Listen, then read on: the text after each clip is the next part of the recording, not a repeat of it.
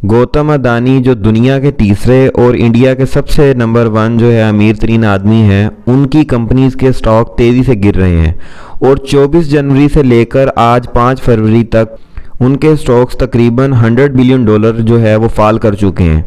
तो ये एक बड़ी अजीब सी सिचुएशन बन गई है और दुनिया के अंदर सबसे बड़ा इस टाइम का जो फाइनेंशियल लॉस है वो इंडिया को हो रहा है।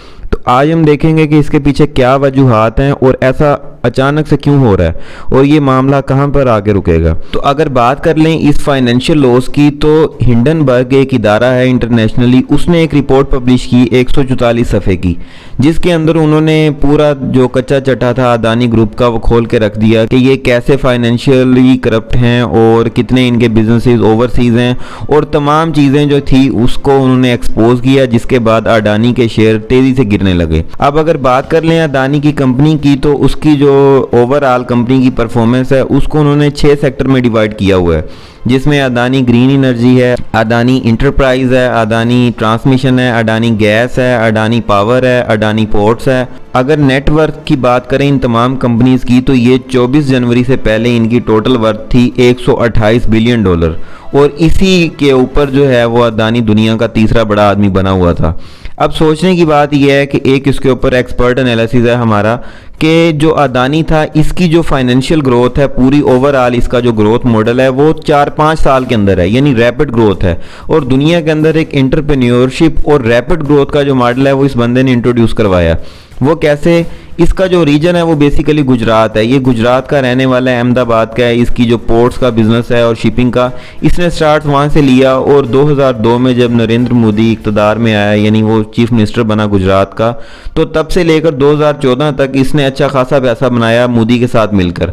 और ढोलेरा सिटीज़ टाइप जो हैं चीज़ें, और ये जो ओरियन लाइन इनकी बन रही हैं, ये इनकी बुलेट ट्रेन के प्रोसेस हैं, और जितनी भी जो इनकी जो मेन बंदरा पोर्ट है वो भी इसके पास है। तो आहिस्ता आहिस्ता इसने गुजरात के अंदर बहुत सा यानी पैसा बनाया और मोदी के जो 10-15 साल थे गुजरात के अंदर, उसमें इसने तकरीबन 17 से $18 बिलियन का जो है कमाया इसने।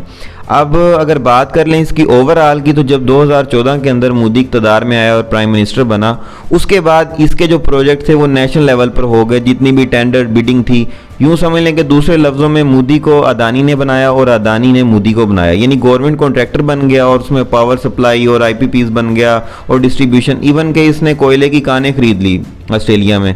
तो इस तरह करके इसने अपने बिजनेस प्रोडक्शन को जो है वो बढ़ाया और आहिस्ता आहिस्ता इसने जो है रैपिड ग्रोथ की। अब अगर बात कर लें इसके एलिगेशन पे, जो एलिगेशन इसके ऊपर लगे हैं और जिस एलिगेशंस की वजह से इसकी कंपनी जवाल का शिकार हो गई हैं या बहुत तेज़ी से शेयर गिर रहे हैं। पहला एलिगेशन तो ये है कि वो कह रहे हैं कि इन्होंने मनी लॉन्ड्रिंग की है हिंडनबर्ग के मुताबिक। अब मनी लॉन्ड्रिंग यही है कि भी जो इंडिया का पैसा है उन्होंने ओवरसीज़ कंपनीज़ के अंदर इन्वेस्ट किया है पैसा, और उसके इन्वेस्टमेंट के बाद इन्होंने जो है अपने शेयर को ग्रोथ की है। इसी तरह से इन्होंने स्टॉक मैनिपुलेशन की है। स्टॉक मैनिपुलेशन में यही है कि इन्होंने खुद ही शेयर बेचे और खुद ही खरीदे, यानी उसकी जो वैल्यू थी वो बढ़ाई, यानी आर्टिफिशियली तौर पे इन्होंने अपने शेयर्स को ऊपर किया। और तीसरा, इन्होंने अकाउंटिंग फ्रॉड किया, यानी करप्शन की उसके अंदर के इन्होंने जो वहाँ के इंस्टीट्यूशंस थे उनको मैनिपुलेट किया, टैक्स इन्वेजन की, इस तरह की तमाम एक्टिविटीज़ की। तो इसी तरह से इन्होंने जो ऑफशोर कंपनीज बनाई हुई थी, और इस रिपोर्ट के आने के बाद जो इनके जो बॉन्ड्स हैं वो तेज़ी से गिर रहे हैं। और जो स्विस बैंक है दुनिया का, उसने भी इनको लोन देने से और जो इनके बॉन्ड सेल होते थे उनको जो है उन्होंने ख़त्म कर दी है। अब इसी तरह से बहुत रैपिडली, जितनी इसने रैपिड ग्रोथ की थी अदानी ने 3-4 सालों के अंदर, उतनी तेज़ी से इसका जो है वो शेयर्स गिर रहे हैं।